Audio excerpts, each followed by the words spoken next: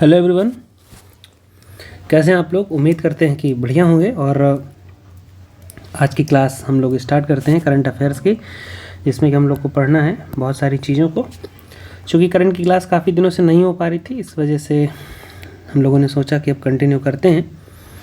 तो आज की क्लास में करंट अफेयर के कुछ क्वेश्चंस होंगे और इसमें समझेंगे हम लोग कि क्या चीज़ें हाल फिलहाल में घटित हुई हैं और जो हमारे एग्ज़ाम के लिए आने वाले बहुत ही हेल्पफुल हैं, और उनको कैसे करना है कैसे नहीं करना है, उन सारी चीज़ों को हम लोग बेहतर तरीके से समझेंगे। तो एक बार सभी लोग जुड़ जाइए और सभी लोग साथियों के साथ सेशन को शेयर कर दीजिएगा, ताकि उनको भी पता चल जाए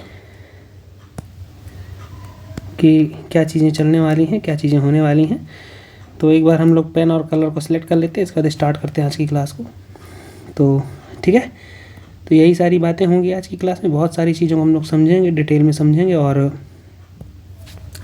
चलिए बढ़ते हैं आगे। और ठीक है, तो सबसे पहली बात तो ये कि यूज़फुल है अग्निवीर के लिए। आप सीटेट के एग्ज़ाम देने जा रहे हैं, यूपीटीपीएससी का कोई भी एग्ज़ाम दे रहे हैं, या रेलवे का कोई भी एग्ज़ाम दे रहे हैं, या इन सब में से कोई भी आप एग्ज़ाम दे रहे हैं, उन सब के लिए ये चीज़ जो भी है करंट अफेयर जो है वेरी हेल्पफुल है। और अगेन सरस्वती एकेडमी। तो ये रहा आज का पहला क्वेश्चन। इस पहले क्वेश्चन में लिखा हुआ है हर शिखर तिरंगा अभियान। क्या ध्यान रखिएगा, हर शिखर तिरंगा अभियान का समापन किस पर्वत पर सफल आरोहण के साथ हुआ है। तो हर घर तिरंगा एक अलग था, ध्यान रखिएगा कि हर घर तिरंगा अलग था और ये हर शिखर तिरंगा अभियान अलग है। तो हर शिखर तिरंगा अभियान से बात हो रही है। तो हर शिखर तिरंगा अभियान जो है वो उसका समापन किस पर्वत पर हुआ है? कंचनजंगा पर हुआ है। तो और कंचनजंगा के बारे में याद रखिएगा, कंचनजंगा एक हमारा जो हिमालय है उसका एक पार्ट है, उसकी एक चोटी है। तो ये क्या हुआ है, हर शिखर तिरंगा जो अभियान हुआ है ये कहाँ पर हुआ है? इसका समापन जो हुआ है वो हुआ है हमारा कंचनजंगा पर। ठीक है, तो इसका डिटेल पढ़ लेते हैं। हर शिखर तिरंगा अभियान NIMAS द्वारा संचालित एक राष्ट्रीय पर्वतारोहण मिशन है, जिसमें भारत के 28 राज्यों, ये याद रखिएगा, 28 राज्यों की सबसे ऊंची चोटियों पर तिरंगा फहराया गया है। इस अभियान का नेतृत्व कर्नल रणवीर सिंह जामवाल, किसने? रणवीर सिंह जामवाल ने किया है। किसने? कर्नल रणवीर सिंह जामवाल ने। लगभग 30,000 किलोमीटर की यात्रा करने के बाद मिशन की समाप्ति कंचनजंगा की सफल चढ़ाई के साथ हुआ है। तो याद रखिएगा कि जो 28 राज्य हैं, उन समस्त राज्यों की जो सबसे टॉप मोस्ट पीक है, जो उन सब में झंडा फहराया गया है। और उसका लास्ट कहाँ पर हुआ है? लास्ट हमारा अंत हुआ है किसमें? कंचनजंगा में। ठीक है, तो ये रहा पहला क्वेश्चन। और इस पहले क्वेश्चन के बाद बढ़ते हैं नेक्स्ट क्वेश्चन पे। तो नेक्स्ट क्वेश्चन जो है वो है, क्या है? ये लिखा हुआ है NBS योजना किस विभाग द्वारा संचालित है? NBS का मतलब होता है राष्ट्रीय पोषक तत्व आधारित सब्सिडी। तो NBS योजना किस विभाग द्वारा संचालित है? तो पहला ऑप्शन है क्या? कृषि एवं सहकारिता विभाग द्वारा। पहली बात, कृषि से रिलेटेड है तो कृषि एवं सहकारिता विभाग होगा।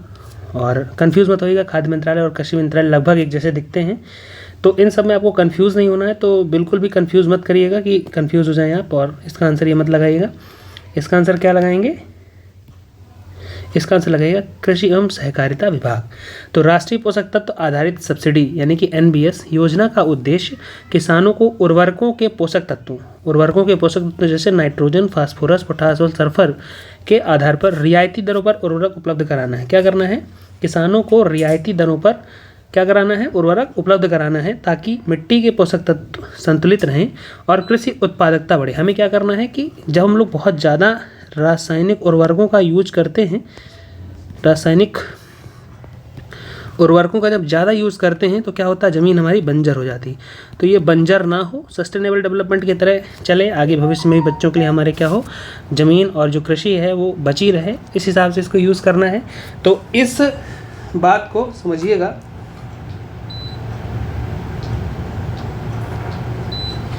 कि क्या है ये, कि पोषक तत्व संतुलित रहें और उत्पादकता बढ़े। इस बात को लेकर के यहाँ पर बात की गई है। तो यहाँ तक ही बात हो गई। और 2010 में शुरू हुई इस योजना सब्सिडी को मात्रा के बजाय पोषक तत्व पर आधारित है। तो यहाँ से क्वेश्चन ये बन सकता है कि ये जो हमारी योजना है, ये इसकी स्टार्टिंग कब हुई थी? तो योजना की स्टार्टिंग याद रखिएगा कब हुई थी? 2010 में। तो ये एक इम्पॉर्टेंट फैक्ट हो सकता है, या इसको इम्पॉर्टेंट आप समझ के चलिएगा कि NBS योजना कृषि एवं सहकारिता विभाग द्वारा संचालित होती है और इसकी जो शुरुआत हुई थी वो कब हुई थी? 2010 में। ठीक, अगला पढ़ते हैं नेक्स्ट क्वेश्चन। नेक्स्ट क्वेश्चन है बैटरी आधार परियोजना का शुभारंभ कहाँ हुआ है? बैटरी आधार परियोजना का शुभारंभ हुआ है नई दिल्ली में। पढ़ेंगे इसका डिटेल। बैटरी आधार परियोजना का शुभारंभ 28 मई 2025 को कब हुई है? 28 मई 2025 को केंद्रीय विज्ञान एवं प्रौद्योगिकी राज्य मंत्री डॉक्टर जितेंद्र सिंह ने नई दिल्ली में किया। तो पहली बात तो याद रखिएगा कि केंद्रीय विज्ञान और प्रौद्योगिकी मंत्री कौन है? डॉक्टर जितेंद्र सिंह। और कहाँ हुआ है शुभारंभ? नई दिल्ली में। और इसका उद्देश्य क्या है? इलेक्ट्रिक वाहनों की बैटरियों में पारदर्शिता, सुरक्षित एवं ट्रेसेबिलिटी सुनिश्चित करना है। प्रत्येक बैटरी को एक विशिष्ट डिजिटल पहचान दी जाएगी जिससे उसके रखरखाव, सुरक्षित निपटान एवं रिसाइकलिंग में मदद मिलेगी और नकली बैटरियों की बिक्री से रोका जा सकेगा। तो 3 उद्देश्य हैं। पहला, सबको यूनिक आईडी देनी है।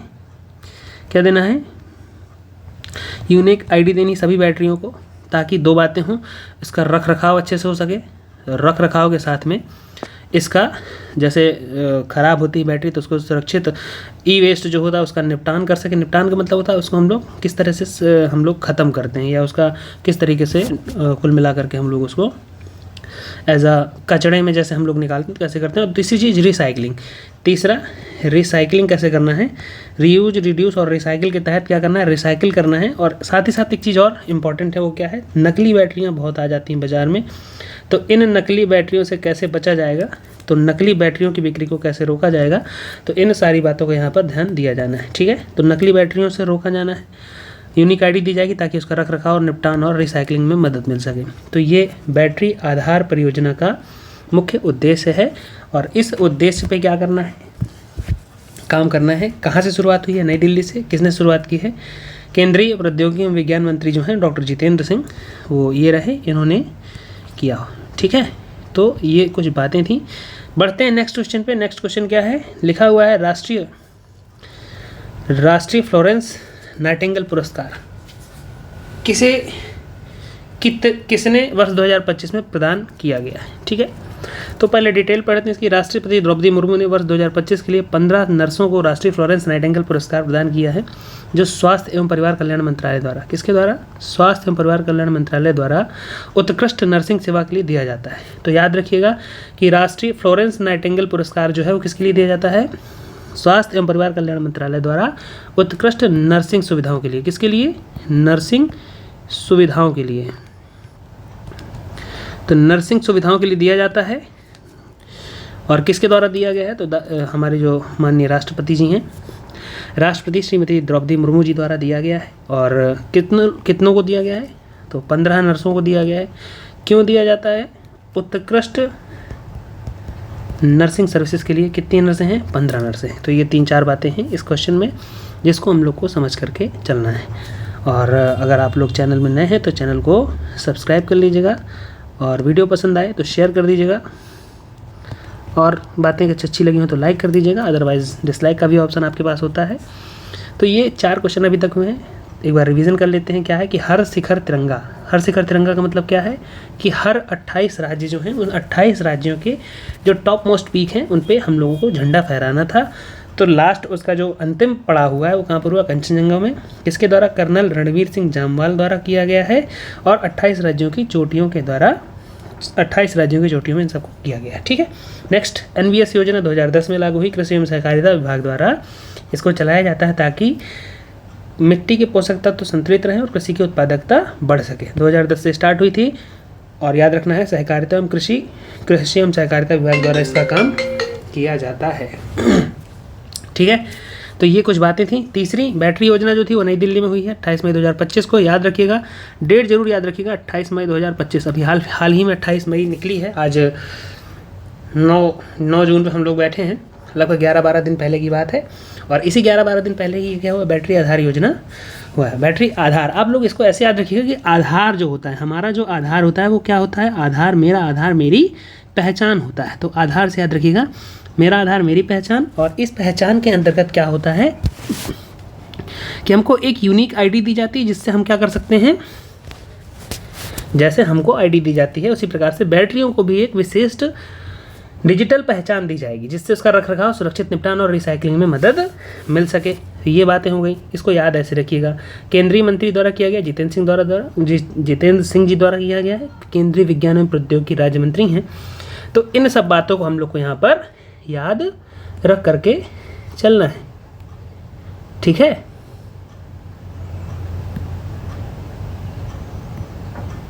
चलिए बढ़ते हैं नेक्स्ट पे। और चौथा जो था, फ्लोरेंस नाइटिंगेल जो पुरस्कार दिया गया राष्ट्रपति द्रौपदी मुर्मू जी द्वारा दिया गया है। क्यों दिया जाता है? ताकि जो नर्सिंग क्षेत्र होता है, नर्सों को दिया जाता है। कितनी नर्स हैं? 15 नर्स हैं, इनको दिया गया है। इस पुरस्कार में नगद राशि, प्रशस्ति पत्र और पदक शामिल हैं। विजेता देश के विभिन्न राज्यों से होते हैं। तो ये 4 क्वेश्चन अभी तक हम लोगों ने किए हैं। और अभी तक आप लोग को अगर कोई डाउट हो तो कमेंट करिएगा, कमेंट के माध्यम से अपनी क्वेरी या जो भी क्वेश्चन हो उसको रखिएगा। बढ़ते हैं नेक्स्ट क्वेश्चन पे। होपफुली आपको 4 क्वेश्चन जो हैं वो समझ में आए होंगे। और हम लोगों ने एक नया तरीका ढूंढा है, क्योंकि जो हमारा लाइव क्लासेस हैं उसमें डिजिटल बोर्ड ना होने की वजह से हम लोगों ने सोचा है कि हम लोग ये स्क्रीन रिकॉर्डिंग के माध्यम से आप लोग को क्लासेस प्रोवाइड करवाएंगे। और उम्मीद है कि आप लोग को जो क्लासेस हैं वो प्रॉपर समझ में आ रही होंगी। और अगर कोई भी इसमें इंप्रूवमेंट आप चाहते हैं कि इसमें इंप्रूवमेंट किया जाए तो इंप्रूवमेंट के लिए बताइएगा, और आपके हिसाब से जो भी हो सकेगा उसको इम्प्रूव किया जाएगा। बढ़ते हैं नेक्स्ट क्वेश्चन पर।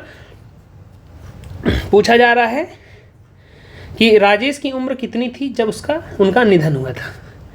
ठीक है, खैर ये कोई इतना खास इंपॉर्टेंट क्वेश्चन लगता नहीं, लेकिन अब करंट अफेयर्स में है तो इसको पढ़ लेते हैं। और पढ़ लेने का मतलब ये होता है कि हम लोग बहुत सारी चीज़ों को क्या कर जाएंगे, हिट कर जाएंगे। ठीक है, तो ये क्या हुआ, ये राजेश है, कोई प्रसिद्ध तमिल अभिनेता राजेश। ठीक है, तमिलनाडु के प्रसिद्ध अभिनेता हैं। अगर किसी को वैसे बुरा लगा हो तो उसके लिए हम सॉरी, क्योंकि मुझे नहीं पता था कि ये साउथ के कोई वो हैं, क्योंकि मेरा मूवीज़ वगैरह से ज़्यादा लेना देना है नहीं, मैं ज़्यादा देखता नहीं, इसलिए मुझे आइडिया नहीं था, तो उसके लिए सॉरी।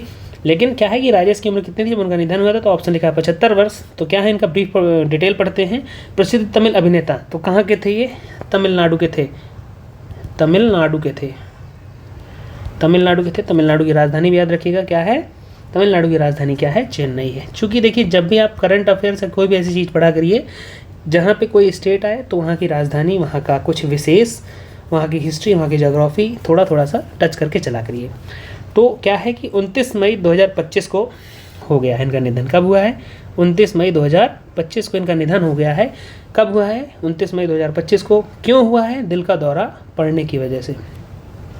वे 75 वर्ष के थे। लगभग 50 वर्षों में 150 से अधिक तमिल फिल्में की, तेलुगु फिल्में की, मलयालम फिल्में की। और उनकी लोकप्रिय फिल्मों में अंधा एलुनाटकल, सत्य और विरुमांडी। 3 बातें याद रखिएगा कि उनकी जो लोकप्रिय फिल्में थीं वो कौन थी? अंधा एलुनाटकल, सत्य और विरुमांडी। ठीक है, तो ये यहाँ तक की बातें अभी तक क्लियर हुई।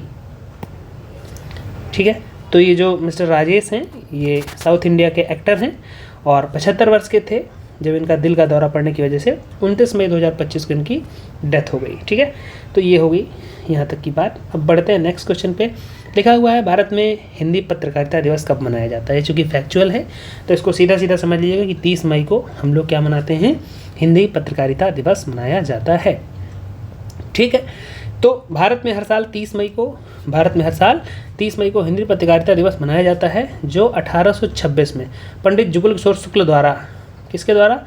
1826 में पंडित जुगल किशोर शुक्ल द्वारा पहला हिंदी समाचार पत्र उदंत मार्तंड, याद रखिएगा बहुत इंपॉर्टेंट चीज़ है ये, उदंत मार्तंड प्रकाशित करने की याद दिलाता है। तो क्यों मनाया जाता है? क्योंकि आज ही के दिन उदंत मार्तंड इसका प्रकाशन हुआ था। किसने किया था? 1826 में पंडित जुगल किशोर शुक्ल द्वारा। किसने किया था? पंडित जी हैं जो जुगल किशोर शुक्ल द्वारा। तो ये हम लोग को याद रखना है कि पंडित जुगल किशोर शुक्ल जी हैं, उन्होंने 1826 में, बहुत पुरानी बात है, 2025 चल रहा है, लगभग 200 साल पुरानी बात है, 199 वर्ष मान लेते हैं। तो 1826 में पंडित जुगल किशोर शुक्ल द्वारा पहला हिंदी समाचार पत्र उदंत मार्तंड प्रकाशित करने की याद दिलाता है। यह दिन हिंदी पत्रकारिता के इतिहास योगदान और महत्व को सम्मानित करता है, क्योंकि जिन्होंने हिंदी में पत्रकारिता की, उनका जो इतिहास है, उनका जो योगदान है हिंदी पत्रकारिता में और उनका जो महत्व है, उनको क्या करता है, सम्मानित करता है यह दिन। और हिंदी पत्रकारिता ने क्या किया था, स्वतंत्रता संग्राम, लोकतंत्र और समाज जागरूकता, 3 बातें, स्वतंत्रता संग्राम, लोकतंत्र और समाज की जागरूकता में अहम भूमिका निभाई है। तो ये याद रखना है कि पंडित जी हैं जुगल किशोर शुक्ल जी, इन्होंने 1826 में उदंत मार्तंड का प्रकाशन किया था। हिंदी समाचार पत्र था, पहला पत्र था, याद और रखिएगा कि क्या था, ये हमारा पहला पत्र था। तो अगर पूछ ले कि हिंदी में पहला पत्र कौन सा प्रकाशित हुआ था, तो उदंत मार्तंड। और कब हुआ था, 1826 में। किसने किया था, तो पंडित जुगल किशोर शुक्ल जी द्वारा किया गया था। इसीलिए हम 30 मई को हर साल क्या मनाते हैं, हिंदी पत्रकारिता दिवस के रूप में मनाते हैं। ठीक, तो ये बातें इस क्वेश्चन की हो गई। तो इस क्वेश्चन पे क्या था कि हिंदी पत्रकारिता दिवस 30 मई को मनाया जाता है। क्या भूमिका थी, स्वतंत्रता संग्राम में भूमिका थी, लोकतंत्र में भूमिका थी और समाज की जागरूकता में अहम भूमिका निभाई। ठीक, तो ये हुआ यहाँ का क्वेश्चन हिंदी पत्रकारिता दिवस का। बढ़ते हैं अगले क्वेश्चन पे, और अगला क्वेश्चन क्या है, नोमैडिक एलिफेंट अभ्यास।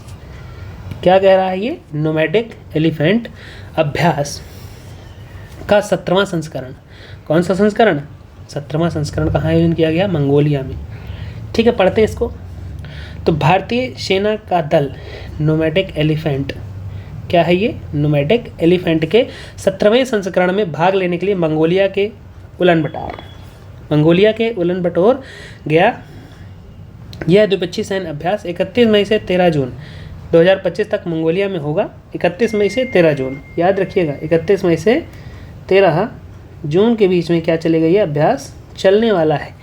कैसे याद रखेंगे, इधर 31 है, इधर 13 है, रिफ्लेक्ट कर दीजिए, मिरर इमेज बन गई। 31 मई से 13 जून के बीच 2025 में मंगोलिया में होगा।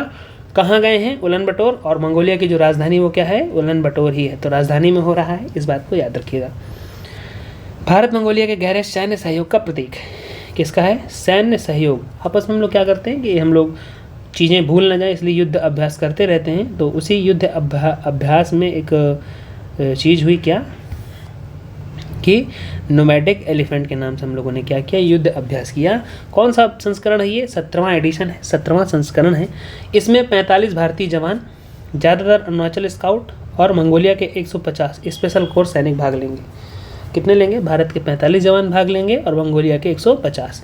चूँकि अब आजकल क्या हो गया है कि जो पैटर्न है एग्ज़ाम का, वो आपसे फैक्ट नहीं पूछता है, वो तो 3 कथन दे देता है और उस कथन में कह देगा भारत के 45 जवान, मंगोलिया के 140 जवान और 31 मई से 13 जून के बीच हुआ है। इनमें से सत्य कथन कौन कौन से हैं, चुनिए।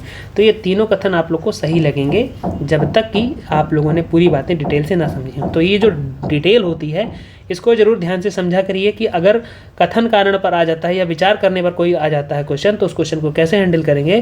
तो 45 भारतीय जवान और 150 मंगोलिया के स्पेशल कोर्स सैनिक भाग लेंगे। और ये जो 45 भारतीय जवान हैं कहाँ के हैं, अरुणाचल स्काउट के हैं ज़्यादातर। 45 के 45 नहीं हैं, लेकिन ज़्यादातर जो है वो अरुणाचल स्काउट के क्या हैं, सैनिक हैं। ठीक है, तो ये याद रखिएगा, नोमैडिक एलिफेंट का है, 17वां संस्करण है।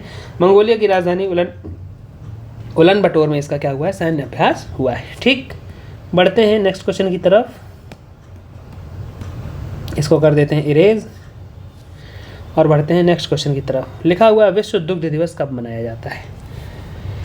चलिए, अब दिवस पर बात आ गई तो दिवस को भी समझ लेते हैं कि विश्व दुग्ध दिवस कब मनाया जाता है। तो ये मनाया जाता है 1 जून को। और विश्व दुग्ध दिवस हर साल 1 जून को FAO द्वारा मनाया जाता है। FAO द्वारा मनाया जाता है। आप लोग को कमेंट करना है कि FAO का फुल फॉर्म क्या होगा, और जिसका उद्देश्य दूध और डेयरी उत्पादों को जिसका उद्देश्य क्या है, सेकंड रुकिएगा, कुछ टेक्निकल एरर है।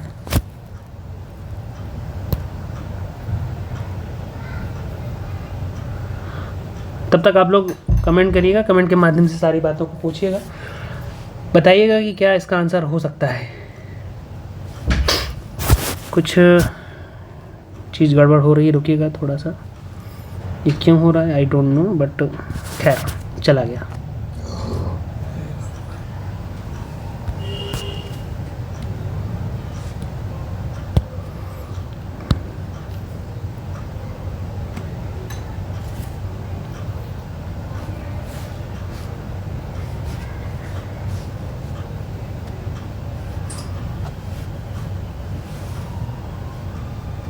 ठीक है, तो इसका आंसर क्या हो जाएगा? इसका आंसर हो जाएगा 1 जून को हम लोग क्या करते हैं, विश्व दुग्ध दिवस के रूप में मनाते हैं। चलिए बढ़ते हैं नेक्स्ट क्वेश्चन की तरफ। आप इसको इग्नोर करिएगा जो नीचे कर्सर में बार आ रहा है।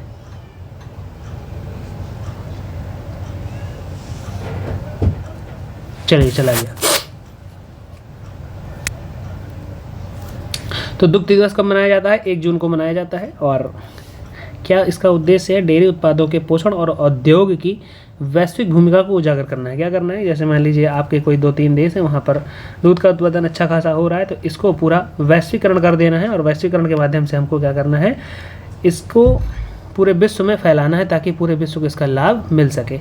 तो ये चीज़ हो गई दुग्ध दिवस के रूप में। और भारत विश्व का सबसे बड़ा दूध उत्पादक देश है, तो इस बात को पॉइंट आउट कर लीजिएगा या पॉइंट करके कहीं इंपॉर्टेंट करके नोट कर लीजिएगा कि भारत का अगर कहीं पर सबसे टॉप मोस्ट पे नाम है, 2 ही 3 चीज़ों पर है। तो पहला किसमें है? दुग्ध उत्पादन पर, दूसरा किस पर है? जनसंख्या पर। और भी कोई कई सारी चीज़ें हो सकती हैं जिसमें भारत का नंबर 1 स्थान हो। और लेकिन ये 2 बातें अभी हम लोग को याद रखनी है कि दुग्ध उत्पादन में भारत के नंबर 1 पे आता है कि जनसंख्या के साथ साथ भारत के दुग्ध उत्पादन पर पहले स्थान पर है। और डेयरी उद्योग ग्रामीण अर्थव्यवस्था और किसान कल्याण में महत्वपूर्ण है। क्या है? दुग्ध उत्पादन जो है डेयरी उद्योग में, ग्रामीण अर्थव्यवस्था में और किसानों के कल्याण में क्या करता है? महत्वपूर्ण भूमिका निभाता है। अब सेकंड ऑप्शन देख लेते हैं, 5 जून। 5 जून को क्या होता है? 5 जून को होता है हमारा पर्यावरण दिवस। तो इसको भी याद रख करके चलिएगा कि पर्यावरण दिवस हमारा कब होता है? 5 जून के दिन होता है। ठीक है, होपफुली यहाँ तक आपको सारी बातें समझ में आई होंगी। 4 क्वेश्चन का हमने रिवीजन किया था, अब अगले 4 क्वेश्चन और हो गए तो उनका भी क्विक रिवीजन कर लेते हैं। तो पहला क्वेश्चन क्या है कि राजेश जॉन है वो क्या है? ये तमिल के अभिनेता हैं, प्रसिद्ध अभिनेता हैं। 29 मई 2025 को इनकी चेन्नई में हार्ट अटैक की वजह से मौत हो गई है।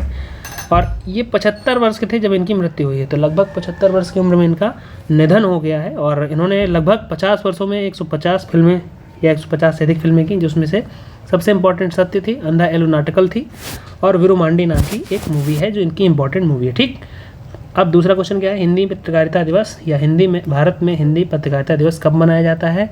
30 मई को मनाया जाता है। क्यों मनाया जाता है? क्योंकि 1826 में पंडित जुगल किशोर शुक्ल जो हैं, इन्होंने हिंदी का पहला समाचार पत्र उदंत मार्तंड को प्रकाशित किया था। इसकी याद दिलाता है। तो पहला पत्र कौन सा है? उदंत मार्तंड। कब किया था? 1826 में। किसने किया था? पंडित जुगल किशोर शुक्ल जी द्वारा किया गया था। ठीक, और हिंदी पत्रकारिता ने स्वतंत्रता संग्राम में, लोकतंत्र में और समाज को जागरूकता करने में या समाज में जागरूकता बढ़ाने में अहम भूमिका निभाई। तो ये 2 बातें हो गई। अब आया नोमैडिक एलिफेंट अभ्यास का 17वां संस्करण कहाँ हुआ है? मंगोलिया में हुआ। मंगोलिया की राजधानी उलन बटोर में हुआ है। द्विपक्षीय सैन्य अभ्यास है, 31 मई से 13 जून चलने वाला है। 45 भारतीय हैं और 150 मंगोलिया हैं। ठीक, ये 4 बातें हो गई। चौथी बात क्या थी कि विश्व दुग्ध दिवस कब मनाया जाता है? 1 जून को मनाया जाता है। 5 जून को विश्व पर्यावरण दिवस मनाया जाता है। भारत का स्थान क्या है? भारत का स्थान पहला है। तो भारत किस में है? दुग्ध उत्पादन में पूरे विश्व में नंबर 1 पर है। तो ये 4 बातें होपफुली आप लोगों को क्लियर होगी। ठीक है, अब बढ़ते हैं 9वें क्वेश्चन की तरफ और 9वां क्वेश्चन देखते हैं क्या कहता है, और 9वां क्वेश्चन भी समझ लेते हैं। चलिए, 9वां क्वेश्चन लिखा हुआ है एशियन वेट लिफ्टिंग चैम्पियनशिप। क्या? Asian weight lifting championship. थोड़ा सा कलर चेंज कर लेते हैं और कलर चेंज करने के बाद हाँ, लिखा हुआ है एशियन वेट लिफ्टिंग चैम्पियनशिप 2026 का आयोजन किस शहर में किया गया है? चलिए बताइए। एशियन वेट लिफ्टिंग चैम्पियनशिप 2026 का आयोजन अहमदाबाद में किया गया है। तो कहाँ पर किया गया है? अहमदाबाद में। और अहमदाबाद जो है वो कहाँ पड़ता है? गुजरात में पड़ता है। लेकिन गुजरात की जो राजधानी है वो क्या है? गांधीनगर है। अहमदाबाद में कंफ्यूज मत होइएगा, अहमदाबाद वहाँ का एक महत्वपूर्ण शहर है लेकिन राजधानी नहीं है। तो 1 से 10 अप्रैल 2026 तक अहमदाबाद गुजरात में एशियन वेट लिफ्टिंग चैम्पियनशिप का आयोजन होगा क्या? अब ये हो चुका है, चूँकि ये पुरानी बात हो गई। जिसकी मेज़बानी पहली बार भारत करेगा। क्या है? एशियन वेट लिफ्टिंग चैम्पियनशिप है। तो पूरे एशिया की जितनी कंट्रीज़ हैं वहाँ सबके सभी देश यहाँ पर हमारे पास भारत में आए हुए हैं। और जिसका क्या होगा? मेज़बानी पहली बार भारत कर रहा है। यह प्रतियोगिता अंतर्राष्ट्रीय भारोत्तोलक महासंघ की नई वजन श्रेणियों के तहत होगी। किसके द्वारा? अंतर्राष्ट्रीय भारोत्तोलन महासंघ। अंतर्राष्ट्रीय भारोत्तोलन महासंघ के महासंघ के क्या, राष्ट्रीय भारोत्तोलन महासंघ के नई वजन श्रेणियों के तहत होगी। आयोजन पहले गांधीनगर में तय था, लेकिन बेहतर अधोसंरचना मतलब इंफ्रास्ट्रक्चर के कारण इसे अहमदाबाद स्थानांतरित किया गया। तो पहले कहाँ होने वाली थी, गांधीनगर में होने वाली थी, लेकिन अभी ये कहाँ पर हो रहा है, अभी ये अहमदाबाद में हुआ है। ठीक, चलिए नेक्स्ट क्वेश्चन क्या है। नेक्स्ट क्वेश्चन लिखा हुआ है, सद्गुरु जग्गी वासुदेव को 2025 का global Indian of the year award किस संस्था ने दिया। तो किसको मिला है, सद्गुरु को। सद्गुरु कौन है हमारे, सद्गुरु जो ये यहाँ पर दिख रहे हैं ये सद्गुरु हैं, और जग्गी वासुदेव नाम है इनका, को 2025 का global Indian of the year award, global Indian of the year award दिया गया है। Global Indian of the year award दिया गया है, किस संस्था ने दिया हुआ है, तो Canada India foundation, Canada India foundation के द्वारा इसको दिया गया है। कनाडा इंडिया एसोसिएशन द्वारा इसको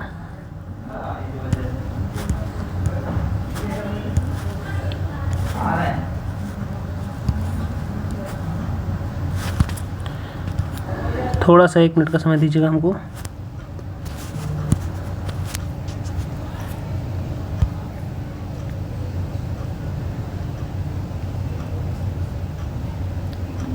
चलिए, तो क्या है कि कनाडा इंडिया फाउंडेशन के द्वारा इसको दिया गया है। किसको दिया गया है, सद्गुरु को। पढ़ते हैं इसका डिटेल।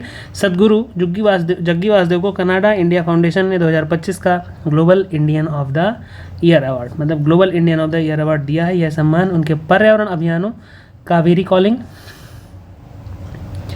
ये इंपॉर्टेंट है, किसके लिए दिया जा रहा है, ये इंपॉर्टेंट है, इसको ध्यान रखिएगा कि ये इनको अवार्ड जो दिया गया वो कावेरी कॉलिंग, सेव सॉइल में योगदान के लिए दिया गया। उन्हें CAD 50,000 भी मिला है, CAD 50,000 भी मिला है, जो उन्होंने कावेरी कॉलिंग को समर्पित किया है।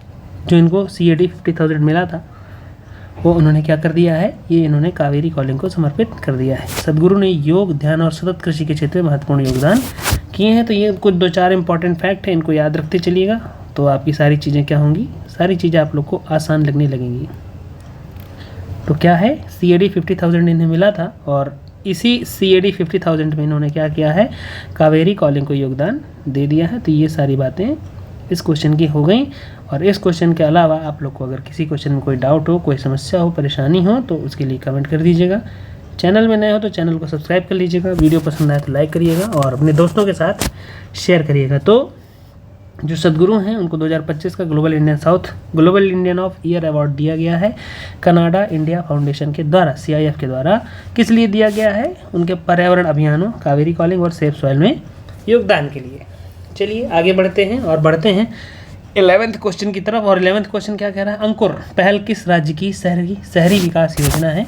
तो इसको समझते हैं कि जो अंकुर भाई साहब हैं इनका क्या यहाँ पर लेना देना है। तो अंकुर जो है वो क्या है, अंकुर पहल किस राज्य की पहली शहरी विकास योजना है। तो ये किस शहर की पहली शहरी विकास योजना है, तो ये ओडिशा की है। ओडिशा की राजधानी, कमेंट करिएगा कि ओडिशा की राजधानी क्या है, और ओडिशा की राजधानी क्या है, कमेंट करके बताइए सभी लोग कि ओडिशा की राजधानी क्या है। देखिए बहुत ही छोटी छोटी सी फैक्चुअल चीज़ें हैं, फैक्चुअल बातें हैं, इन सबको आपको समझ के चलना चाहिए। होपफुली आपको आनी भी चाहिए, और अगर नहीं आती हैं तो थोड़ा सा अलर्ट रहिए अपनी चीज़ों को लेकर के, अपने साथ जो भी बातें हो रही हैं उनको लेकर के आप थोड़ा सा क्या रहिए, सजग रहिए। तो ओडिशा की राजधानी क्या है, एक सेकेंड, ओडिशा की राजधानी क्या है, तो ये है भुवनेश्वर। तो ये हमारी उड़ीसा की राजधानी हो गई। उड़ीसा सरकार ने अंकुर योजना शुरू की है, जिसका उद्देश्य समावेशी, स्मार्ट और सतत शहरी विकास को बढ़ावा देना है। याद रखिएगा ये जो सतत नाम का शब्द है ना, ये बहुत ही इम्पोर्टेंट है। सतत का मतलब होता है कि हम ऐसे काम करें ताकि हमारे साथ साथ जो संसाधन है हमारी अगली पीढ़ी के लिए भी बचे रहें। तो सतत विकास को बढ़ावा देना है। यह योजना 2036 तक शहरी आबादी के 3 गुना बढ़ने की चुनौतियों का समाधान प्रदान करती है। मुख्यमंत्री मोहन चरण मांझी, कौन है यहाँ के मुख्यमंत्री, मोहन चरण मांझी ने 2036 तक शहरीकरण की दर 17% से 40% और 2047 तक 60% करने का लक्ष्य रखा हुआ है। तो ये थोड़ी सी चीज़ें इम्पॉर्टेंट थी। ठीक है, अब बढ़ते हैं नेक्स्ट क्वेश्चन पर। हाल ही में किन 3 रक्षा PSU पब्लिक सर्विस यूनिट्स। क्या मतलब होता है? PSU का मतलब होता है पब्लिक सर्विस यूनिट्स, लोक सेवा, और यूनिट का मतलब होता है इकाई, को मिनी रत्न 1 का दर्जा प्रदान किया गया है। तो हाल ही में 3 प्रमुख रक्षा सार्वजनिक उपक्रम पब्लिक सेक्टर यूनिट सर्विस नहीं, प्रमुख रक्षा सार्वजनिक उपक्रमों munitions India limited MIL, armoured vehicle निगम लिमिटेड AVNL और इंडिया ऑप्टेल लिमिटेड IOL। ध्यान रखिएगा, MIL, AVNL और IOL को मिनी रत्न श्रेणी 1 का दर्जा दिया है। MIL पुणे में गोला बारूद रॉकेट बनाती है, ये क्या करती है? गोला बारूद और रॉकेट बनाती है, जबकि AVNL चेन्नई में T-90 और अर्जुन जैसे युद्ध वाहन का उत्पादन करती है। तो याद रखना है कि जो MIL है कहाँ है, ये महाराष्ट्र में है यानी कि पुणे में है, और जो AVNL है वो कहाँ पर है? चेन्नई यानी कि तमिलनाडु में है। तो इन सब बातों को भी इंपॉर्टेंट समझ करके चलिएगा, क्योंकि यहीं से सीधे क्वेश्चन आ जाता है कि इनमें से कौन सा कथन अलग है और कौन सा कथन अलग है। तो ये महाराष्ट्र के पुणे में है और ये हमारी तमिलनाडु की चेन्नई में है। तो ये 2 बातें हैं। तो ये गोला बारूद बनाती है MIL, और ये चेन्नई में है AVNL, ये क्या करती है? T-90 और अर्जुन जैसे युद्ध वाहन का उत्पादन करती है। ठीक है, चलिए तो इनका फिर रिवीजन कर लेते हैं। और रिवीजन में रही बात ये कि एशियन वेटलिफ्टिंग चैंपियनशिप 2026 का आयोजन कहाँ हुआ है? अहमदाबाद में हुआ है। और एशियन वेटलिफ्टिंग चैंपियनशिप है तो एशिया के समस्त या काफ़ी सारे देश आए हैं, इसलिए भारत इसकी मेज़बानी कर रहा है। पहले कहाँ होना था? गांधीनगर में होना था, लेकिन इंफ्रास्ट्रक्चर बेहतर होने की वजह से इसको अहमदाबाद में शिफ्ट कर दिया गया है। ठीक, नेक्स्ट क्वेश्चन क्या है? सदगुरु यानी कि जग्गी वासुदेव जो हैं, इनको global Indian of year award किस संस्था द्वारा दिया गया? तो कनाडा इंडिया फाउंडेशन CIF के द्वारा, कनाडा इंडिया फाउंडेशन के द्वारा इनको क्या दिया गया है? Global Indian of the year award दिया गया है। क्यों दिया गया है? पर्यावरण अभियानों के लिए। ठीक, नेक्स्ट, अंकुर पहल किस राज्य की विकास योजना है? तो उड़ीसा की है। और उड़ीसा में 2036 तक शहरी आबादी के 3 गुना होने के लिए क्या किया गया है? इनको लक्ष्य रखा गया है कि 3 गुना जो अगर जनसंख्या बढ़ जाती है उस सिचुएशन पे भी क्या करेंगे? हमारी जो परियोजना है उसमें सफल रहेगी। नेक्स्ट, हाल ही में 3 PSUs पब्लिक सेक्टर यूनिट्स यानी सार्वजनिक जो उपक्रम है उनको मिनी रत्न 1 का दर्जा दिया गया है। तो MIL, AVNL और IOL को दिया गया है।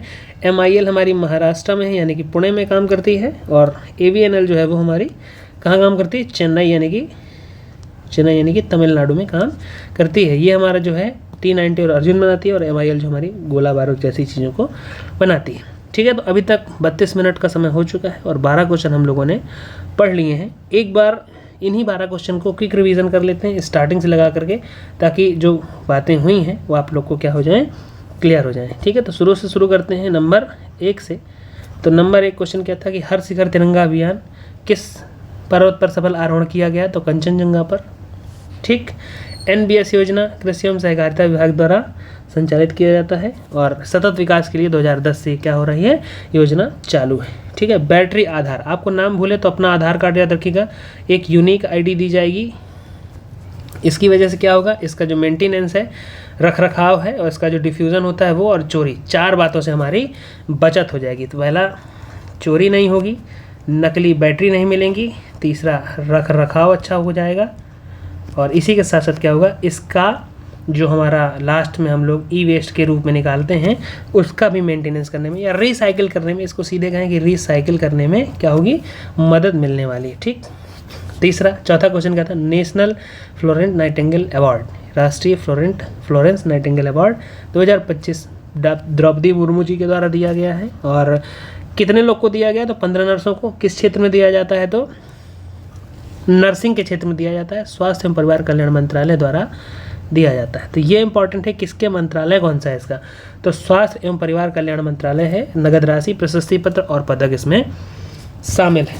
ठीक, चलिए बढ़ते हैं नेक्स्ट की तरफ। राजेश जो हैं ये साउथ इंडिया के बहुत ही फेमस एक्टर थे। सॉरी राजेश जी, मैं आपको नहीं जानता था।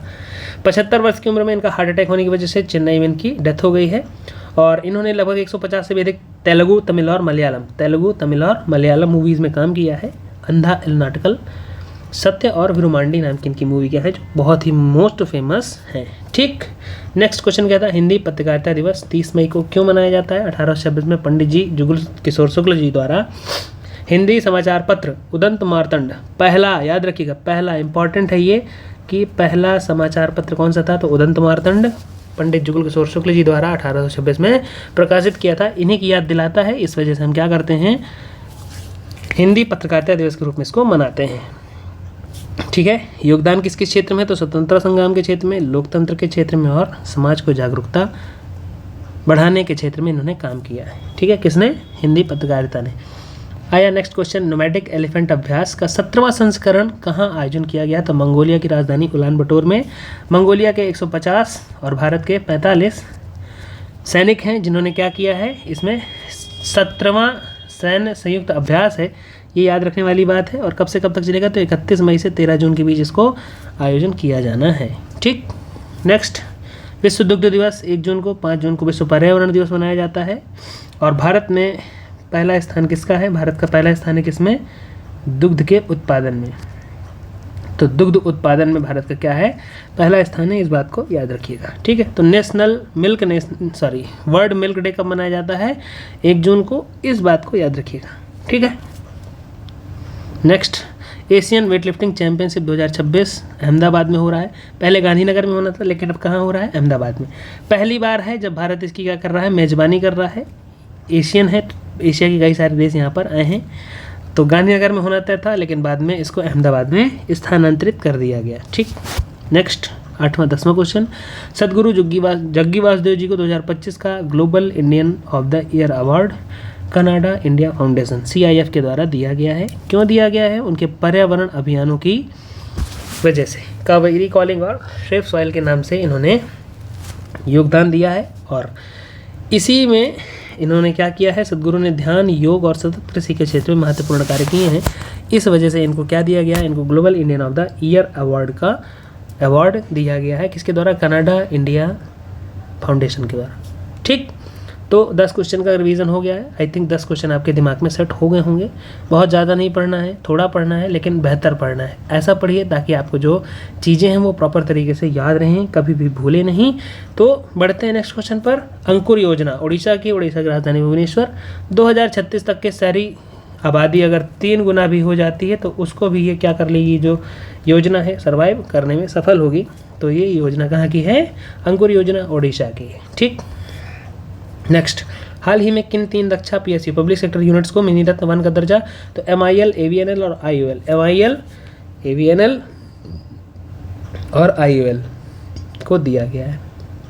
MIL जो है वो गोला बारूद और रॉकेट बनाती है। कहाँ से बनाती है ये, महाराष्ट्र यानी पुणे से बनाती है। और जो AVNL है ये हमारी चेन्नई तमिलनाडु से काम करती है। और ये क्या काम करती है, AVNL चेन्नई में T-90 और अर्जुन जैसे युद्ध वाहन का उत्पादन करने में हमारी सहायता करने का काम कर रही है। तो ये जो 12 क्वेश्चन अभी तक हुए, होपफुली आप लोग को समझ में आए होंगे। और देख लेते हैं 13, 14, 15, 16, काफ़ी सारे क्वेश्चन है इसमें। एक्चुअली काफ़ी क्वेश्चन है, 40 क्वेश्चन है। तो 40 नहीं करेंगे हम लोग, 20 तक चलते हैं। और 20 के बाद हम लोग क्या करेंगे, नेक्स्ट क्लास में किसी दिन देख लेंगे सारी चीज़ों को। तो क्या हुआ, अब आया 13 नंबर का क्वेश्चन। लिखा हुआ है, सेरेना विलियम्स को 2025 में कौन सा अंतर्राष्ट्रीय पुरस्कार मिला है, प्रदान किया गया है। तो सेरेना विलियम्स जो है वो क्या है, प्रसिद्ध अमेरिकी टेनिस खिलाड़ी हैं। क्या हैं ये, जो है हमारी सेरेना विलियम्स हैं और टेनिस खिलाड़ी हैं, याद रखिएगा। इनको प्रिंसेस ऑफ ऑस्ट्रियस पुरस्कार दिया गया। क्या दिया गया है, प्रिंसेस ऑफ ऑस्ट्रियस पुरस्कार दिया गया है। प्रिंसेस ऑफ ऑस्ट्रियस पुरस्कार दिया गया है। ठीक, तो 2025 का प्रिंसेस ऑफ ऑस्ट्रियस पुरस्कार दिया गया। यह पुरस्कार उन्हें खेल में असाधारण उपलब्धियों, किसके लिए दिया गया है, असाधारण उपलब्धियों और समाज में सकारात्मक योगदान के लिए दिया गया। समाज में सकारात्मक योगदान देने के लिए और असाधारण उपलब्धियों के लिए इनको योगदान दिया गया। सेरेना ने 23 ग्रैंड स्लैम एकल खिताब, क्या 23 ग्रैंड स्लैम एकल खिताब और 73 एकल खिताब जीते हैं। 73 एकल खिताब जीते हैं और 2012 में स्वर्ण पदक भी प्राप्त किया है। तो 3 बातें हैं कि इन्होंने 23 ग्रैंड स्लैम एकल खिताब जीते हैं और 73 एकल खिताब जीते हैं और 2012 में इन्होंने ओलंपिक में स्वर्ण पदक भी प्राप्त किया हुआ है। तो सेरेना विलियम्स 2025 में जो हमारी अमेरिकी टेनिस खिलाड़ी हैं सेरेना विलियम्स, इनको 2025 का प्रिंसेस ऑफ ऑस्ट्रेलियस पुरस्कार प्रदान किया गया है। ठीक, नेक्स्ट क्वेश्चन आईपीएल से है। आईपीएल आप लोग का फेवरेट हो सकता है और होना भी चाहिए, और अगर फेवरेट नहीं है तो सोचिएगा कि क्यों फेवरेट आपका नहीं है।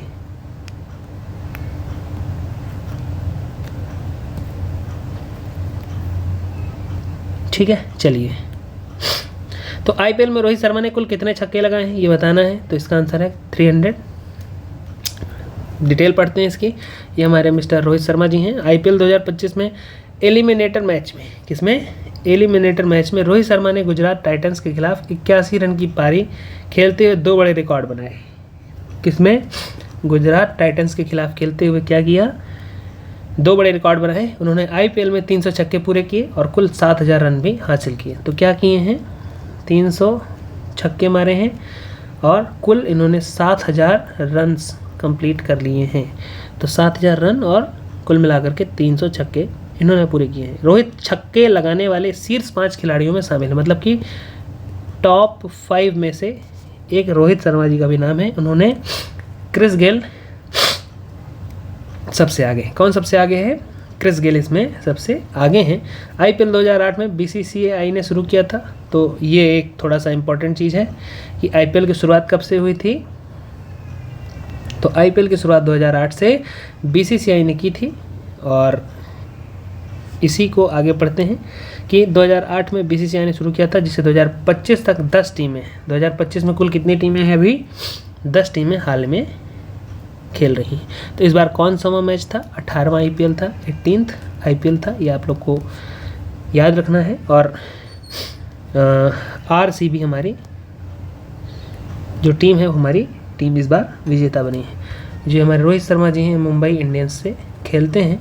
तो ये 2-3 बातें हैं कि मुंबई इंडियंस से रोहित शर्मा खेलते हैं, 300 छक्के लगाए हैं और इन्होंने 7000 रन भी पूरे किए हैं। किसके खिलाफ खेलते हुए पूरे किए हैं? तो गुजरात टाइटंस के खिलाफ। 2008 में बीसीसीआई ने, किसने? बीसीसीआई ने 2008 में आईपीएल की शुरुआत की थी। 2-3 बातें हैं जो इंपॉर्टेंट, इनको याद रखिएगा। और इन्हीं सारी बातों के साथ ये वाला क्वेश्चन होता है ख़त्म। बढ़ते हैं अगले क्वेश्चन की तरफ। और अगला क्वेश्चन क्या लिखा हुआ है? वैश्विक अभिभावक दिवस कब मनाया जाता है? तो ये भी 1 जून को मनाया जाता है। अच्छा, कमेंट करके बताइए कि अभी हमने पीछे पढ़ा हुआ है 1 जून को और कौन सा दिवस मनाया जाता है। तो इसको जब तक पढ़ते हैं आप लोग कमेंट करिएगा, और कमेंट के माध्यम से अपना जो भी आंसर है उसको यहाँ पर बताने का करिएगा प्रयास। तो वैश्विक अभिभावक दिवस कब मनाया जाता है? तो ये मनाया जाता है बेटा 1 जून को। हर साल 1 जून को विश्व भर में वैश्विक माता पिता दिवस मनाया जाता है, जो माता पिता और देखभाल करने वालों के प्रेम और समर्पण को सम्मानित करता है। किसको सम्मानित करता है? प्रेम और समर्पण को सम्मानित करता है। 2025 की थीम थी माता पिता का पालन पोषण। क्या था? माता पिता का पालन पोषण। माता पिता का पालन पोषण। तो ये हमारी इस बार की थीम थी। इस थीम को जरूर याद रखिएगा, क्योंकि क्वेश्चन में कुछ पूछे ना पूछे थीम जरूर पूछ लेता है। और इसी 1 जून के दिन हमने क्या मनाया था? विश्व कौन सा दिवस? दुग्ध दिवस के रूप में भी हमने क्या मनाया था? 1 जून के रूप में मनाया था। तो ये 2 ऐसे दिवस हो गए जो हमारे 1 जून को मनाए जाते हैं। कौन कौन से हो गए? पहला तो हो गया वैश्विक अभिभावक दिवस, और दूसरा वैश्विक दुग्ध दिवस या विश्व दुग्ध दिवस के रूप में इसको हम लोग मना रहे हैं। ठीक है, तो ये हो गई थीम की बात, जो बताती है कि पालन पोषण एक सीखा हुआ कौशल है और यह दिन माता पिता की जिम्मेदारी और बच्चों के स्वस्थ विकास में उनकी भूमिका को मान्यता देता है। तो ये 2 बातें हो गई। 15वां क्वेश्चन हो गया फिनिश। और बढ़ते हैं 16वें क्वेश्चन की तरफ। अभी भी कोई अगर किसी को डाउट हो तो कमेंट करिएगा। कमेंट के माध्यम से अपनी जो भी क्वेरी डाउट्स हो उनको पूछ लीजिएगा, है ना। चलिए बढ़ते हैं अगले क्वेश्चन की तरफ। 16वां क्वेश्चन क्या कहता है? तेलंगाना स्थापना दिवस कब मनाया जाता है? तो तेलंगाना स्थापना दिवस कब मनाया जाता है? 2 जून के दिन तेलंगाना हमारा आंध्र प्रदेश से अलग हुआ था। पढ़ते हैं इसको। 2 जून को मनाया जाता है। तो तेलंगाना स्थापना दिवस हर वर्ष 2 जून को मनाया जाता है, जो राज्य के गठन की वर्षगांठ है। क्या है? वर्षगांठ के रूप में है। यह क्षेत्र पहले हैदराबाद रियासत का हिस्सा था। कहाँ था ये तेलंगाना? हैदराबाद रियासत का हिस्सा था, जिसे 1948 में ऑपरेशन पोलो, ये याद रखिएगा, ऑपरेशन पोलो, ऑपरेशन पोलो इम्पॉर्टेंट है। जब हम अंग्रेज़ों से आज़ाद हो रहे थे तो उन्होंने कहा था कि जितनी भी रियासतें हैं वो अगर शामिल होना चाहें तो, और नहीं शामिल होना चाहें तो स्वतंत्रता के साथ भारत राज्य में शामिल हो सकती हैं। तो सारे राज्य वैसे शामिल हो गए थे, 2 नहीं हुए थे, एक हमारा हैदराबाद और दूसरा जम्मू कश्मीर। तो जम्मू कश्मीर और हैदराबाद को शामिल किया गया था। हैदराबाद फिर भी नहीं मान रहा था तो इसको ऑपरेशन पोलो के तहत भारत में मिलाया गया। तो याद रखिएगा कि ऑपरेशन पोलो किसका था? ऑपरेशन पोलो हैदराबाद रियासत से संबंधित है। 1956 में भाषाई आधार पर आंध्र प्रदेश का गठन हुआ, जिसमें तेलंगाना भी शामिल था। और तेलंगाना को अभी हम 2014 में, किसमें 2014 में इसको अलग किया गया। ये एडिशनल इन्फॉर्मेशन है कि तेलंगाना अलग हो गया है किससे? आंध्र प्रदेश से। क्षेत्रीय असंतुलन के चलते 1969 में जय तेलंगाना आंदोलन शुरू हुआ था। तो ये 2-4 बातें इंपॉर्टेंट है कि 2 जून को क्या किया? तेलंगाना स्थापना दिवस मना लिया हम लोगों ने। ठीक है, तो अब ये 4 क्वेश्चन हैं, एक बार इनको और पढ़ लेते हैं थोड़ा सा। तो पहला क्या था? सेरेना विलियम्स 2025 को कौन सा अवार्ड दिया गया? तो प्रिंसेस ऑफ एस्टोरियस पुरस्कार दिया गया है। दूसरा, आईपीएल में रोहित शर्मा ने 300 छक्के लगा लिए हैं, 2025 तक 10 टीमें हैं। 2008 में बीसीसीआई ने आईपीएल की शुरुआत करवाई थी। 7000 रन और 300 छक्के पूरे किए हैं। किसके खिलाफ? गुजरात टाइटंस के खिलाफ 81 रन की पारी खेलते हुए रिकॉर्ड बनाया हुआ है। ठीक है, और एक चीज़ ये है कि मुंबई इंडियंस से ये हैं और आरसीबी इस बार का आईपीएल जीती है। 2008 से आईपीएल चल रहा है और इस बार का 18वां एडिशन था, 18वां आईपीएल था। तो इतनी बातों को आईपीएल से रिलेट करके समझ करके चलना है। ठीक, बढ़ते हैं नेक्स्ट क्वेश्चन की तरफ, उसका भी करते हैं रिवीजन। लिखा हुआ वैश्विक अभिभावक दिवस 1 जून को। 1 जून को और भी क्या मनाया गया था? 1 जून को हम लोगों ने मनाया था वैश्विक दुग्ध दिवस या विश्व दुग्ध दिवस के रूप में भी हमने 1 जून को सेलिब्रेट किया हुआ था। ठीक है, तो ये हो गया वैश्विक दुग्ध दिवस। और तेलंगाना की स्थापना दिवस हो गई थी 2 जून को। ध्यान रखिएगा, तेलंगाना स्थापना दिवस हर वर्ष 2 जून को मनाया जाता है, जो राज्य के गठन की वर्षगांठ है। 2014 में अलग हुआ था और 1948 में ऑपरेशन पोलो के तहत हैदराबाद रियासत को भारत में मिला लिया गया था। तो ये हो गया 16 क्वेश्चन। और बढ़ते हैं लास्ट 4 क्वेश्चन की तरफ, चूँकि 20 क्वेश्चन का ही हमारा टारगेट है। एक क्लास में हम लोग 20 क्वेश्चन ही करेंगे और उनको समझ करके चलेंगे, प्रैक्टिस करते चलिएगा, ताकि आपका कोई भी क्वेश्चन ऐसा ना हो जो आपके पहुंच से बाहर हो। एग्ज़ाम में कोई भी ऐसा क्वेश्चन ना आए जो आपको पढ़ाना हो और आपको ऐसा लगे कि ये क्वेश्चन हमसे रह गया। बढ़ते हैं 17वें क्वेश्चन की तरफ। और 17वां क्वेश्चन क्या कह रहा है? 17वां क्वेश्चन कह रहा है, 17वां क्वेश्चन ये है कि भारत का पहला ऐसा जिला कौन सा है जिसने अपनी पूरी बिजली मांग सौर ऊर्जा से पूरी कर ली? तो कौन सा है? वह जिला दीव है। और दीव देश का पहला जिला बन गया है जिसने अपनी पूरी 11.88 मेगावाट बिजली की मांग सौर ऊर्जा से पूरी की है। तो याद रखिएगा, दमन, दीव, लक्षद्वीप और अंडमान भारत की चारों ऐसे स्टेट कह लें, प्रदेश कह लें, राज्य कह लें, जिला कह लें, ये क्या है? हमारे यूनियन टेरेटरीज़ का पार्ट है। कहाँ है? यूटीज़ का पार्ट है, यानी कि केंद्र शासित प्रदेश का पार्ट है। और इसमें से दीव एक ऐसा जिला है जिसने 11.88 मेगावाट बिजली की मांग कैसे पूरी की है? सोलर के द्वारा पूरी कर ली है। यह उपलब्धि पीएम सूर्य घर मुफ्त बिजली योजना, किसके द्वारा? प्रधानमंत्री सूर्य घर मुफ्त बिजली योजना। याद रखिएगा, योजनाएं लंबी लंबी होती हैं और ये थोड़ी थोड़े से में अंतर कर देती हैं। तो प्रधानमंत्री सूर्य घर मुफ्त बिजली योजना के प्रभावी क्रियान्वयन से संभव हुआ है, जिसका लक्ष्य 1 करोड़ परिवार को सौर ऊर्जा देना है। क्या लक्ष्य है? 1 करोड़ परिवारों को सौर ऊर्जा का लक्ष्य प्रदान किया जाना है। योजना 15 फरवरी 2024 को शुरू की गई थी और मार्च 2027 तक इसका लक्ष्य है। कब की गई थी? 15 फरवरी को किया गया था 2024 को। तो 1 साल पुराना करंट है, लेकिन अब यहाँ पर फैक्ट आया है तो इसको यहाँ पर जान लेना भी हमारा काम बन जाता है। तो कौन सा ऐसा राज्य है, कौन सा ऐसा जिला है जो अपने आप में पूरा बिजली का जो अपना डिमांड है उसको सोलर एनर्जी से कंप्लीट कर लेता है? तो सोलर एनर्जी से पूरा करने वाला देश का पहला जिला कौन बन गया है? तो वो बन गया हमारा दीव। बढ़ते हैं नेक्स्ट क्वेश्चन की तरफ। और कह रहा है कि अल्जीरिया, 18वां क्वेश्चन है, 18वां क्वेश्चन कह रहा है कि अल्जीरिया किस वर्ष न्यू डेवलपमेंट बैंक का सदस्य बना? एनडीबी, न्यू डेवलपमेंट बैंक का सदस्य कब बना? तो ये कब बना है? 2025 में। ध्यान रखिएगा, वर्ष 2025 में, वर्ष 2025 में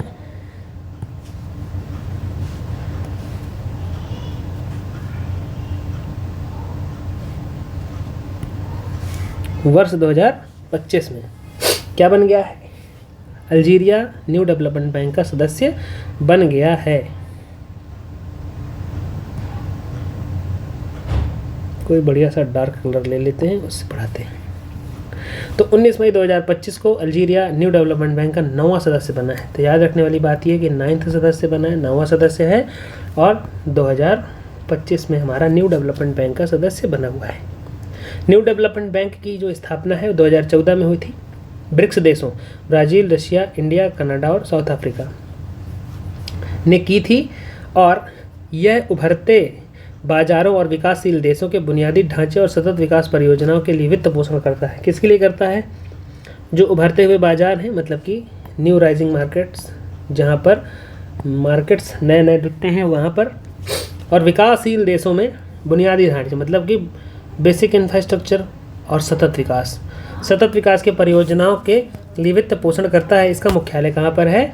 संघाई में है। संघाई मतलब कि चीन में इसका क्या है? संघाई में इसका क्या है? मुख्यालय है। इस बात को याद रखिएगा। तो इसका मुख्यालय कहाँ पर है? संघाई में है, और इसका वर्तमान अध्यक्ष जो है वो क्या है? Dilma Rousseff. डिल्मा रूसेफ इसकी क्या है? अध्यक्ष हैं। भारत में इसका क्षेत्रीय कार्यालय कहाँ पर है? गुजरात में। तो भारत में इसका जो ये कार्यालय है, ऑफिस है, कहाँ पर है? गुजरात में है, और गुजरात में इसका क्या है? क्षेत्रीय कार्यालय। चलते हैं अगले क्वेश्चन पर। 19वें क्वेश्चन पर लिखा हुआ है, अहिल्याबाई होलकर के सम्मान में 31 मई 2025 को अहिल्याबाई होलकर के सम्मान में 31 मई 2025 को भोपाल के किस स्थान पर कार्यक्रम आयोजन किया गया? तो याद रखिएगा 31 मई 2025 को अहिल्याबाई होलकर का क्या होता है? याद में क्या किया गया? जम्बूरी मैदान में एक भोपाल में एक स्थान है जम्बूरी मैदान, यहाँ पर इसका क्या किया गया है? एक सम्मान का कार्यक्रम आयोजित किया गया है। पढ़ लेते हैं डिटेल। लिखा हुआ है 31 मई 2025 को भोपाल के जम्बूरी मैदान में अहिल्याबाई होलकर की याद में भारत सरकार और मध्य प्रदेश सरकार ने एक विशेष कार्यक्रम आयोजन किया है। इसका उद्देश्य उनकी दूरदर्शी शासन, सामाजिक सुधार, धार्मिक सहिष्णुता और नारी सशक्तिकरण को याद करना था। किन किन बातों को? दूरदर्शी शासन, सामाजिक सुधार, धार्मिक सहिष्णुता और नारी सशक्तिकरण को याद करना था। अहिल्याबाई ने 1767 से 1795 तक होलकर राज्य का कुशल शासन किया था। होलकर राज्य का कुशल शासन किया था, और धार्मिक सहिष्णुता बढ़ाई, विधवाओं के अधिकारों की रक्षा की, और महिलाओं को शिक्षा व सुरक्षा पर जोर दिया। तो कुल मिलाकर के इन्होंने नारी सशक्तिकरण पर बेहतरीन काम किया था। इसकी वजह से 31 मई 2025 को हाल ही में भोपाल के जम्बूरी मैदान पर इनका क्या किया गया है? कार्यक्रम आयोजित किया गया है, और इसी कार्यक्रम को कहाँ मनाया गया है? भोपाल के जम्बूरी मैदान पर। ठीक है, बढ़ते हैं 20वें क्वेश्चन पर। लिखा हुआ मल्लखंभ किस प्रकार का खेल है? मल्लखंभ किस प्रकार का खेल है? तो इसका ऑप्शन सही है योग, कुश्ती और जिम्नास्टिक का संयोजन। मतलब कि योग, कुश्ती और जिम्नास्टिक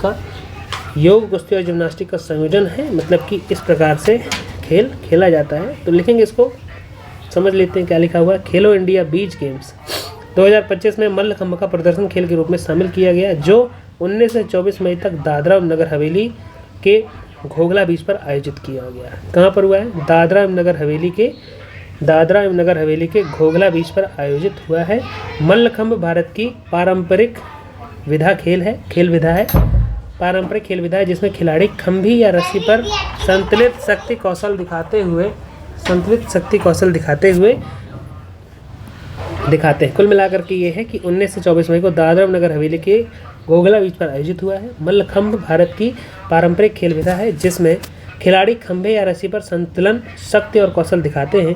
इसकी उत्पत्ति महाराष्ट्र में हुई, और यह योग, कुश्ती और जिम्नास्टिक का संयोजन है। तो चलिए, हो चुके हैं 20 क्वेश्चन। एक बार इनका 4 क्वेश्चन का कर लेते हैं रिवीजन। और इन 4 क्वेश्चन पर रिवीजन ये है कि जो पहला भारत का ऐसा जिला है दीव, जिन्होंने अपनी पूरी बिजली की जो डिमांड है वो किससे? सोलर से पूरी कर ली है। और इसका नेक्स्ट क्वेश्चन जो है, अल्जीरिया जो है वो 2025 में न्यू डेवलपमेंट बैंक NDB का सदस्य बन गया है, 9वां सदस्य बना है। और जो NDB है न्यू डेवलपमेंट बैंक, उसकी स्थापना 2014 में ब्रिक्स देशों यानी ब्राज़ील, रशिया, इंडिया, कनाडा और साउथ अफ्रीका के देशों के साथ की गई थी। और यह उभरते बाजारों, विकासशील देशों और बुनियादी ढांचे, सतत विकास योजनाओं के वित्त पोषण करता है। ठीक है, तो इसका मुख्यालय कहाँ पर? हेडक्वार्टर जो है वो संघाई यानी कि चीन पे है। तो इसको ध्यान रखना है और इसी को ध्यान रखते हुए बढ़ना है आगे। ठीक है। 19वां क्वेश्चन क्या है, अहिल्याबाई होलकर के सम्मान में 31 मई 2025 को भोपाल के जम्बूरी मैदान पर एक कार्यक्रम आयोजित किया गया था। किसके लिए? कुशल शासन, धार्मिक सहिष्णुता, विधवाओं के अधिकारों और महिला शिक्षा सुरक्षा पर जोर दिया था। कुल मिलाकर के नारी सशक्तिकरण पर इन्होंने बेहतरीन काम किया था, इस वजह से इनको हम लोगों ने यहाँ पर सेलिब्रेट किया है। नेक्स्ट, मल्लखंभ किस प्रकार का खेल है? तो ये कुश्ती, योग और जिम्नास्टिक का संयोजन है। और इसी संयोजन के साथ साथ क्या करना है कि ये 19 से 24 मई को दादरा नगर हवेली के बीच में घोघला बीच पर इसका आयोजन किया गया। तो याद रखिएगा, घोघला बीच कहाँ पड़ती है? घोघला बीच पड़ती कहाँ पर? दादरा नगर हवेली में। ठीक है, तो ये हो गए 20 क्वेश्चन और इन्हीं 20 क्वेश्चन के साथ आप सभी लोगों का धन्यवाद। Thanks for watching. आप सभी लोग एक बार इसको रिवाइज करिएगा और रिवीजन के साथ साथ अगर कोई भी डाउट हो, कोई भी समस्या हो तो उसके लिए पूछ लीजिएगा। मिलते हैं नेक्स्ट वीडियो में, तब तक के लिए वंदे मातरम, जय हिंद, कीप स्माइलिंग। और वीडियो अच्छा लगा हो तो वीडियो को शेयर कर दीजिएगा। Do share, like and subscribe our channel. और प्रयास करेंगे कि बहुत ही जल्द आपको नेक्स्ट वीडियो मिले, चूँकि 20 क्वेश्चन अभी हो गए हैं और इन्हीं 20 क्वेश्चन के साथ साथ देखते हैं कि कितने क्वेश्चन की हमारी PDF है। तो जो PDF है, PDF में 40 क्वेश्चन है। नेक्स्ट वीडियो में इन 20 से लेकर 40 के बीच के जो क्वेश्चन है इनको हम लोग पूरा करेंगे। तब तक के लिए जुड़े रहिएगा, हंसते रहिएगा, मुस्कुराते रहिएगा। कोई भी बात अगर नई लगी हो, कोई भी चीज़ अगर इम्प्रूवमेंट लगे आपको कि इम्प्रूवमेंट करना चाहिए, तो इम्प्रूवमेंट के लिए बताइएगा, उसके हिसाब से इम्प्रूवमेंट भी किया जाएगा। मिलते हैं कल, तब तक के लिए वंदे मातरम, जय हिंद।